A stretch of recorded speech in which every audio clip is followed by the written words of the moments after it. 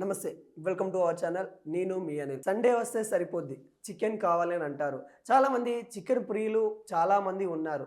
వాళ్ళకి కొంత bad news అని చెప్పుకోవచ్చు. పారం కోళ్ళల్లో బ్యాక్టీరియా ఉందంట, డేంజర్ బ్యాక్టీరియా ఉందంట. యాంటీబయాటిక్స్ అతిగా వినియోగించడం వల్ల ఈ డేంజర్ బ్యాక్టీరియా వస్తూ ఉందంటూ కూడా ఎన్ఐఎన్ సైంటిస్టులు అయితే చెప్తా ఉన్నారు. దాదాపుగా తెలంగాణ, కేరళలో ఈ అధ్యయనం చేసిన తర్వాత వాళ్ళైతే చెప్తున్న దాఖలాలు అయితే కనబడతా ఉన్నాయి. తెలంగాణ, కేరళలో అమ్మే బాయిలర్ కోళ్ళల్లో యాంటీబయాటిక్స్ తట్టుకునే ప్రమాదము పైన బ్యాక్టీరియాకి ఇంజెక్షన్స్ చాలా ఏదైతే పరిమితికి మించి వాడడం వల్ల ప్రమాదానికి గురయ్యే ఛాన్సెస్ అయితే ఉన్నాయన్నట్టయితే చెప్తా ఉన్నారు. ఎన్ఐఎన్ సంస్థ వాళ్ళైతే మరి మొత్తం దర్యాప్తు చేసిన తర్వాత, అధ్యయనం చేసిన తర్వాత వెల్లడించింది ఏంటంటే డేంజర్ బెల్ కొడుతూ ఉంది, మీరు మీ ప్రాణాలను జాగ్రత్త ఉంచుకోండి అన్నట్టు కూడా వాళ్ళకైతే వ్యక్తం చేస్తూ ఉన్నారు. దాదాపుగా 2 రాష్ట్రాలలో 41 సంబంధించిన కోళ్ళ ఫామ్లో 131 శాంపిల్ తీసుకున్న తర్వాత వాటిని అధ్యయనం చేసిన తర్వాత చెప్తా ఉన్నారు డేంజర్ బ్యాక్టీరియా ఉందన్నట్టు కూడా వ్యక్తం చేస్తూ ఉన్నారు. దాదాపుగా ఈ 34 లక్షల మంది కూడా ఈ బాయిలర్ సంబంధించిన కోళ్ళు తినడం వల్ల కొంత ఎఫెక్ట్ అవుతూ ఉన్నారు ఇప్పటికే అని కూడా వ్యక్తం చేస్తూ ఉన్నారు. ఈ మన ఇండియా వైజ్గా చూసుకున్నట్లయితే చికెన్ ప్రియులు చాలా ఎక్కువ ఉంటారు. వాళ్ళకి ఇది కొంతవరకు చూసుకోవాలి అన్నట్టు కూడా ముఖ్యంగా తెలంగాణ, ఆంధ్ర, కేరళ రాష్ట్రాలలో కూడా మనకి ఈ బ్యాక్టీరియాకి సంబంధించిన లక్షణాలు కనబడతా ఉన్నాయి. ఇది మనకు ప్రమాదం అన్నట్టు కూడా వాళ్ళకైతే వ్యక్తం చేస్తున్న దాఖలాలు అయితే కనబడతా ఉన్నాయి. దాదాపుగా 95% కుక్ చేసిన చికెన్ మాత్రమే తినాలని కూడా చెప్తా ఉన్నారు. ఉడికించాలి, పూర్తి స్థాయిలో ఉడికిన చికెన్నే తినాలి. ఒకవేళ ఉడకకుంటే ఆ బ్యాక్టీరియా అలానే ఉంటుంది. ఆ బ్యాక్టీరియా చనిపోవాలంటే దాదాపుగా 95% కుక్ అవ్వాలి. అలా కుక్ అయిన చికెన్నే తినాలన్నట్టు కూడా వ్యక్తం చేస్తూ ఉన్నారు.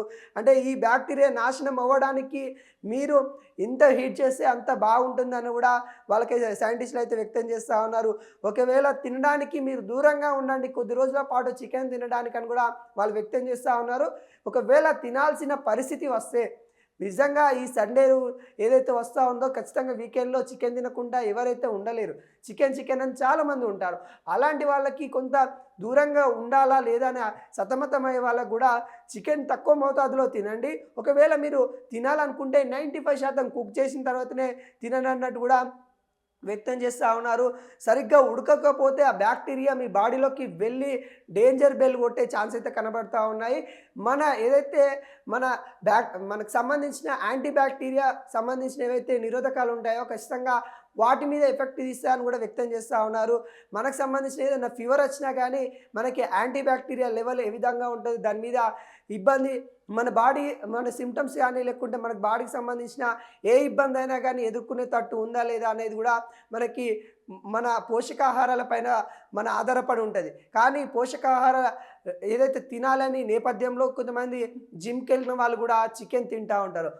ఉడకని చికెన్ తినద్దు అని కూడా హెచ్చరిస్తూ ఉంది ఎన్ఐఎన్ సైంటిస్టులు. మరి వాళ్ళు స్టడీ చేసిన తర్వాత చెప్తుంది ఏంటంటే సరిగ్గా ఉడకకుంటే బ్యాక్టీరియా మీ కడుపులోకి వెళ్తుంది అన్నట్టు కూడా వ్యక్తం చేస్తూ ఉన్నారు. మైక్రోబయాలర్ రెసిస్టెన్సీ వాళ్ళైతే వృద్ధి అయిపోతూ ఉంటుంది. మనకి ఎనర్జీకి సంబంధించిన ఏవైతే కణాలు ఉంటాయో వాటి మీద ఎఫెక్ట్ ఇస్తుంది. ఇది ఖచ్చితంగా మీ బాడీ ఇంకా ఏదైతే పోషకాహారాలు తీసుకుంటామని మీరు అనుకుంటారు, కానీ మీ బాడీకి సంబంధించిన కొన్ని కణాల పైన ఈ ప్రభావితం చూపిస్తుందని కూడా వాళ్ళైతే వ్యక్తం చేస్తూ ఉన్నారు.